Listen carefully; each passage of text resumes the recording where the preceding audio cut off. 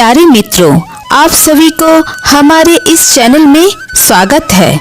आज हम आप सभी के लिए कार्तिक मास की महत्ता की द्वितीय अध्याय के बारे में बताएंगे और अंत में तुलसी जी का चालीसा का भी पाठ करके सुनाएंगे।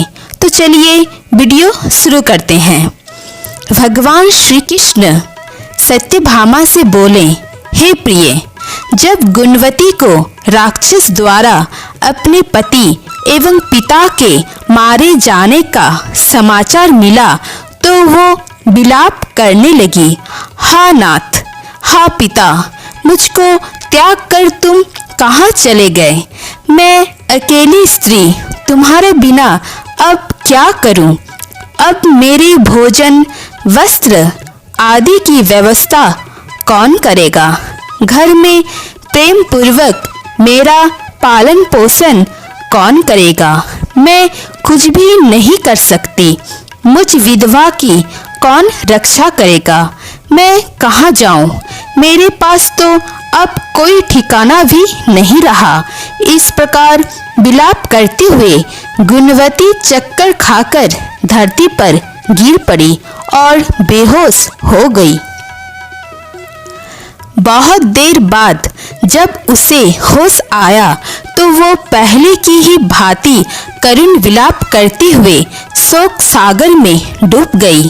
कुछ समय के पश्चात जब वो संभली तो उसे ध्यान आया कि पिता और पति की मृत्यु के बाद मुझे उनकी क्रिया करनी चाहिए जिससे उनकी गति को हो सके।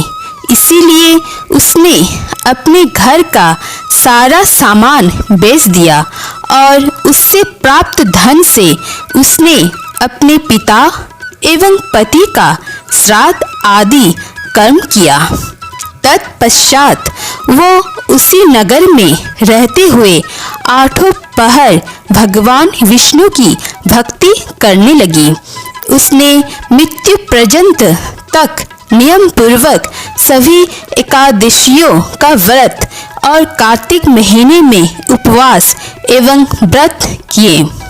हे प्रिय, एकादशी और कार्तिक व्रत मुझे बहुत ही प्रिय है।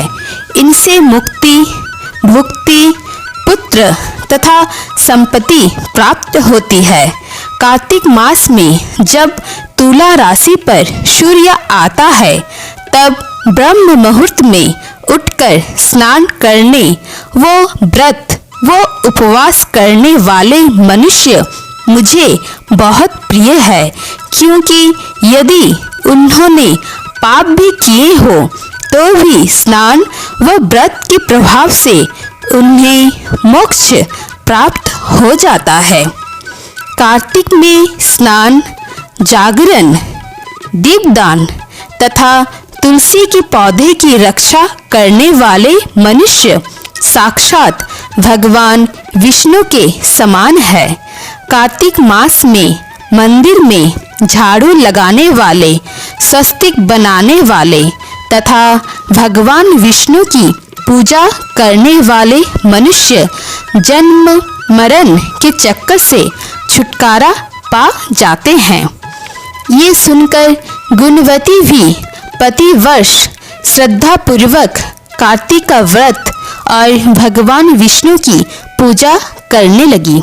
हे प्रिय, एक बार उसे ज्वर हो गया और वो बहुत कमजोर भी हो गई। फिर भी वो किसी प्रकार गंगा स्नान के लिए चली गई। गंगा तक तो वो पहुंच गई, परंतु शीत के कारण वो बुरी तरह से कांप रही थी। इस कारण वो शिथिल हो गई। तब मेरे दूत उसे मेरे धाम में ले आए। तत्पश्चात ब्रह्मा आदि देवताओं की प्रार्थना पर जब मैंने कृष्ण का अवतार लिया तो मेरे गण भी मेरे साथ इस पृथ्वी पर आए जो इस समय यादव है। तुम्हारे पिता पूर्व जन्म में देव शर्मा थे तो इस समय सत्राजित हैं। पूर्व जन्म में चंद्र शर्मा जो तुम्हारा पति था वो डाकू है, और हे देवी तू ही वो गुणवती है। कार्तिक व्रत के प्रभाव के कारण ही तू मेरी अर्धांगिनी हुई है। पूर्व जन्म में तुमने मेरे मंदिर के द्वार पर तुलसी का पौधा लगाया था। इस समय वो तेरे महलों के आंगन में कल्प वृक्ष के रूप में विद्यमान है। उस जन्म में जो तुमने दीपदान किया था उसी कारण तुम्हारे देह इतनी सुंदर है और तुम्हारे घर में साक्षात लक्ष्मी का वास है। क्योंकि तुमने पूर्व जन्म में अपने सभी व्रतों का फल पति स्वरूप विष्णु को अर्पित किया था, उसी के प्रभाव से इस जन्म में तुम मेरे प्रिय पत्नी हुई हो। पूर्व जन्म में तुमने नियम पूर्वक जो कार्तिक मास का व्रत किया था उसी के कारण मेरा और तुम्हारा कभी वियोग नहीं होगा। इस प्रकार कार्तिक मास में व्रत आदि करने वाले मनुष्य मुझे तुम्हारे समान प्रिय हैं। दूसरे जप तप यज्ञ दान आदि करने से प्राप्त फल कार्तिक मास में किए गए व्रत के फल से बहुत थोड़ा होता है। अर्थात कार्तिक मास के व्रतों का 16वां भाग भी नहीं होता है। इस प्रकार सत्यभामा भगवान श्री कृष्ण के मुख से अपने पूर्व जन्म के पुण्य का प्रभाव सुनकर बहुत प्रसन्न हुई। कार्तिक मास में श्री तुलसी जी का चालीसा पाठ करना अति शुभ और फलदायी माना गया है। तो चलिए श्री तुलसी चालीसा का पाठ करते हैं। दोहा। श्री तुलसी महारानी करु विनय सिरनाय, जो मम हो संकट विकट दीजिए मात नशाय। नमो नमो तुलसी महारानी, महिमा अमित न जाए वखानी। दियो विष्णु तुमको सन्माना, जग में छायो सुयश महाना। विष्णु प्रिया जय जयति भवानी, तिहु लोक की हो सुख खानी। भगवत पूजा कर जो कोई, बिना तुम्हारे सफल न होई। जिन घर तब नहीं होय निवासा, उस पर कर ही विष्णु नहीं वासा।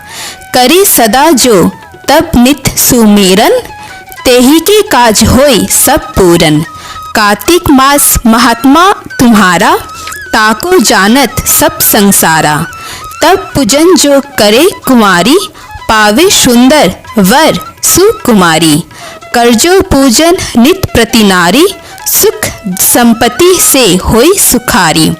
वृद्धा नारी करे जो पूजन, मिले भक्ति होवे पुलकित मन। श्रद्धा से पूजे जो कोई, भय निधि से तर जावे सोई। कथा भागवत यज्ञ करावे, तुम बिन नहीं सफलता पावे। छायो तब प्रताप जग भारी, ध्यायत तुम ही सकल चित्तधारी। तुम ही मात यंत्रन तंत्रन, सकल काज सीधी होवे क्षण में। यौषधि रूप आप हो माता, जब जग में तब यश विख्याता। देव ऋषि मुनि ओ तब धारी, करत सदा तब जय जयकारी। वेद पुराणन तब यश गाया, महिमा आगम पार नहीं पाया। नमो नमो जय जय सुख कारिणी, नमो नमो जय दुख निवारिणी। नमो नमो सुख संपत्ति देनी, नमो नमो अघ काटन छेनी। नमो नमो भक्तन दुख हरणी, नमो नमो दुष्टन मत छेनी। नमो नमो भव पार उतारणी, नमो नमो परलोक सुधारिणी। नमो नमो निज भक्त उवारिणी, नमो नमो जन काज संवारिणी।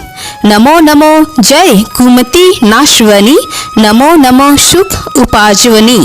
जयति जयति जय तुलसी माई, धायो तुमको शिष नवाई। निज जन जानी मोहि अपनाओ, बिगड़ कारज आप बनाओ। करु विनय में मात तुम्हारी, पूरन आस करहु हमारी। शरण चरण कर जोरी मनाओ, निस दिन तेरे ही गुण गाओ। कहू मात यह अब मों पर दाया, निर्मल होय सकल मम काया। मंगू मात यह वर दीजिए, सकल मनोरथ पूर्ण कीजिए। जनहु नहीं कुछ नेम अचारा, क्षमहु मात अपराध हमारा। 12 मास करे जो पूजा, तासम जग में और न दूजा। प्रथम ही गंगाजल मंगवावे, फिर सुंदर स्नान करावे। चंदन अक्षत पुष्प चढ़ावे, धूप दीप नैवेद्य लगावे। करे आचमन गंगा जल से, ध्यान करे हृदय निर्मल से। पाठ करे फिर चालीसा की, स्तुति करे मात तुलसा की। ये विधि पूजा करे हमेशा, ताकि तन नहीं रहे कलेशा। करे मास कार्तिक का साधन, सोवे नित पवित्र सिद्ध हुई जाही। हे ये कथा महासुखदाई, पढ़े सुने सो भव तर जाई। तुलसी मैया तुम कल्याणी, तुम्हारी महिमा सब जग जानी। भाव न मुझे मात नित्य नित्य धावे, गा गाकर माँ तुझे रिझावे। ये श्री तुलसी चालीसा पाठ करे जो कोई, गोविंद सो फल पावे जो मन इच्छा होई।